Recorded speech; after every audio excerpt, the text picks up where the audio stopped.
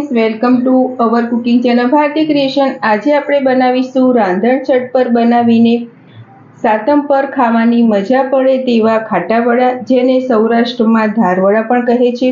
એ પણ ઘરમાં રહેલા ઇન્ગ્રીડિયન્ટમાંથી એકદમ સિમ્પલ રીતે બની જાય છે અને જો તમે સફરમાં બહાર જતા હોય તો પણ તમે આ વડા બનાવીને લઈ જઈ શકો છો। તો ચાલો બનાવીએ। સાતમ માટે ખાટા વડા બનાવવા માટે સૌ પહેલા આપણે વડાનો લોટ તૈયાર કરીશું। એ માટે આપણે 1 કપ જેટલા ચોખા લીધા છે।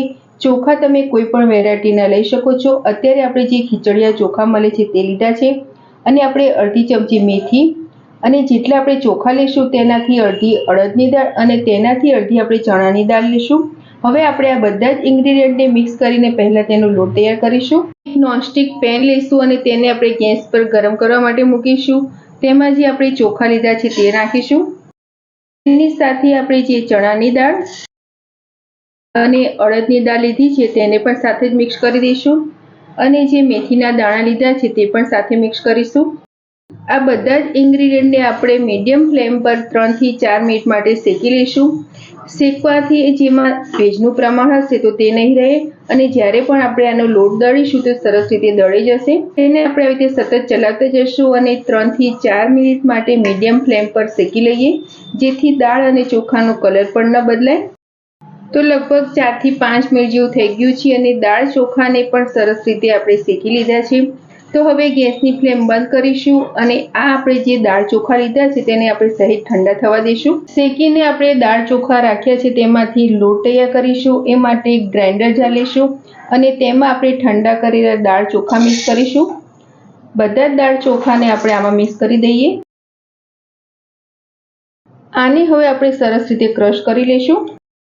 તો આપણે દાળ ચોખાને સરસ રીતે એકદમ ઝીણા ક્રશ કરી લીધા છે અને આ લોટ છે તે સહેજ આપણે ઢોકળાનો લોટ હોય છે તેવો સહેજ કરકરો તૈયાર થશે। હવે આપણે વડા માટેનું બેટર તૈયાર કરીશું। વડાનો લોટ બાંધવા માટે આપણે એક મિક્સિંગ બાઉલ લઈશું અને તેમાં જે આપણે અત્યારે લોટ તૈયાર કર્યો છે તે નાખીશું। વડાનો લોટ બાંધવા માટે અત્યારે આપણે છાશનો ઉપયોગ કરીશું। જરૂર પ્રમાણે આપણે છાશ આમાં નાખતા જશું અને આનો આપણે સરસ રીતે લોટ બાંધી લઈએ। અત્યારે આપણે છાશનો ઉપયોગ કરીશું। છાશની જગ્યાએ તમે દહીં પણ લઈ શકો છો। તો જરૂર પ્રમાણે છાશનો ઉપયોગ કરીને વડા માટેનો લોટ સરસ રીતે આપણે બાંધી દીધો છે। એ વાતનું ખાસ ધ્યાન રાખવાનું કે લોટ ઢીલો ન થઈ જાય।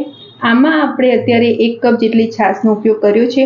આપણે છાશ કે દહીં જે પણ લઈએ તે સહેજ ખાટું હોય તેવું જ ઉપયોગમાં લઈશું। હવે આપણે આ લોટને ઢાંકીને 6 થી 7 કલાક માટે રહેવા દઈશું। આપણે જે વડાના લોટને પલાળીને રાખ્યો હતો તેને લગભગ 6 કલાક જેવું થઈ ગયું છે અને હવે આપણે જોઈશું તો આપણો લોટ છે તે સરસ રીતે પલળી ગયો છે અને સરસ આથો પણ આવી ગયો છે। હવે તેમાં આપણે બાકીના બીજા મસાલા કરીશું। અડધી ચમચી જેટલી હળદર, સહેજ પિંચ જેટલી હિંગ, અડધી ચમચી જેટલો આપણે અજમો લઈશું જેને હાથેથી સારી રીતે મસળીને પછી મિક્સ કરીશું। 1 મોટી ચમચી આદુ અને મરચાંની પેસ્ટ, ટેસ્ટ પ્રમાણે મીઠું મિક્સ કરીશું। થોડા ઝીણા સમારેલા લીલા ધાણા, આ બધું જ હવે આપણે સારી રીતે મિક્સ કરી દઈશું। તો તમારે આમાં ઝીણી સમારેલી લીલી મેથી તેમજ થોડી ખમણેલી દૂધી મિક્સ કરવી હોય તો પણ કરી શકો છો અને જો તમને વડા સહેજ સ્વીટ ભાવતા હોય તો તમે આમાં ટેસ્ટ પ્રમાણે તમે ખાંડ પણ મિક્સ કરી શકો છો। પરંતુ અત્યારે આપણે ખાટા વડા બનાવીશું એટલે આપણે આમાં ખાંડ મિક્સ કરતા નથી અને અત્યારે આપણે આમાં લાલ મરચું મિક્સ કરતા નથી। પરંતુ જો તમારે લાલ મરચાંનો ઉપયોગ કરવો હોય તો આપણે લીલા મરચાંનો ઉપયોગ ઓછો કરીશું। અત્યારે મેં આમાં લીલા મરચાંનો ઉપયોગ વધારે કર્યો છે જેથી આ વડા છે તે ખૂબ જ ટેસ્ટી બને। બધું જ આપણે સારી રીતે મિક્સ કરતા જઈશું।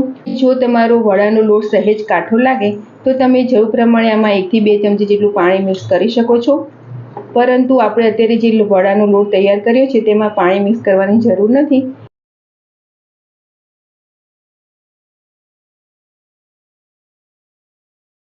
તો વડા બનાવવા માટેનો લોટ આપણો સરસ રીતે તૈયાર થઈ ગયો છે। હવે વડાને તળવા માટેનું તેલ પણ આપણે સાથે મૂકી દઈશું। આપણે એક હાથે વડા બનાવતા જઈશું અને સાથે સાથે વડાને તળતા પણ જઈશું। હવે આપણે આ લોટમાંથી વડા બનાવીશું। એ માટે એક વાટકીમાં પાણી લઈશું અને જ્યારે પણ વડા બનાવીએ તો આપણે હાથ પર સહેજ પાણી લગાવી લઈશું જેથી આ વડાનો લોટ છે તે હાથ પર ચીપકે નહીં અને જે મિશ્રણ તૈયાર કર્યું છે તેમાંથી જે સાઈઝના તમારે વડા બનાવવા હોય તેટલું મિશ્રણ આપણે હાથમાં લઈ લઈશું અને આંગળીઓની મદદથી આપણે આને હળવેકથી સરળ રીતે ટીપી લઈશું અને તે સરળતાથી ટીપાઈ પણ જાય છે। વડાનો લુક સારો આવે એ માટે આપણે ઉપર સહેજ તલ લગાવી લઈશું। જો તમારે તલ ઉપર ન લગાવવા હોય તો તમે અંદર પણ મિક્સ કરી શકો છો અને આપણે જોઈશું તો એકદમ સહેલાઈથી આ વડું તૈયાર થઈ ગયું છે। હવે આપણે આ વડાને ડીપ ફ્રાય કરીશું। વડાને તળવા માટેનું તેલ આપણે ગરમ મૂકી દીધું હતું અને તેલ સરસ ગરમ થઈ ગયું છે। તેમાં આપણે બનાવેલા વડા મૂકતા જશું। આપણે એક એક કરીને વડા મૂકતા જશું અને મીડિયમ ફ્લેમ પર સહેજ ગોલ્ડન બ્રાઉન થાય ત્યાં સુધી આપણે આ વડાને તળીશું। ગેસની ફ્લેમ આપણે મીડિયમ જ રાખીશું જેથી વડા છે તે ઉપરથી સરસ રીતે ગોલ્ડન બ્રાઉન ક્રિસ્પી થાય અને અંદરથી પણ સરસ રીતે તળી જાય।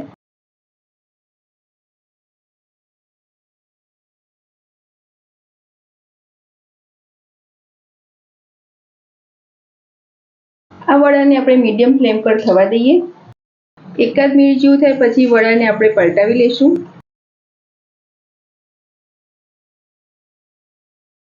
વડાને આપણે પલટાવતા જશું અને બધી બાજુથી સરસ રીતે ક્રિસ્પી થઈ જાય તેવા તળી લઈએ। તો લગભગ 3 થી 4 મિનિટ જેવું થઈ ગયું છે અને આપણે જોઈશું તો આપણા બધા જ વડા સરસ રીતે ફૂલીને દડા જેવા થઈ ગયા છે। આપણે આમાં કોઈ ઈનો કે સોડાનો ઉપયોગ કર્યો નથી તો પણ આપણા વડા સરસ રીતે ફૂલીને તૈયાર થયા છે। હવે જે બીજું મિશ્રણ છે તેમાંથી પણ આપણે આ રીતે વડા તૈયાર કરી લઈએ। તો ફ્રેન્ડ્સ આપણે બધા જ ખાટા વડાને સરસ રીતે તળી લીધા છે અને આપણા વડા બધા જ સરસ રીતે ફૂલીને દડા જેવા તૈયાર થયા છે। આપણે કોઈ પણ ઈનો કે સોડાનો ઉપયોગ કર્યો નથી તો પણ આ વડા સરસ રીતે બન્યા છે। અત્યારે મેં આ વડાને લસણની ચટણી તેમજ દહીં જોડે સર્વ કર્યા છે। તેમજ તમે તેને દહીં તીખારી તેમજ ગ્રીન ચટણી સાથે પણ લઈ શકો છો। સફરમાં બહાર જાઓ ત્યારે આ વડાને તમે બનાવીને લઈ જશો તો ખૂબ જ ટેસ્ટી બને છે અને 6 થી 7 દિવસ સુધી તમે આ વડાને ખાઈ પણ શકો છો। રાંધણ ઝટપટ બનાવીને સાતમ માટે ખાવાની મજા પડે તેવા ખાટા વડાની રેસીપી તમને સારી લાગી હોય તો મારા વિડીયોને લાઇક શેર અને આવી નવી રેસીપી જોવા મારી ચેનલને સબસ્ક્રાઈબ કરજો। મારો વિડીયો જોવા બદલ થેન્ક યુ।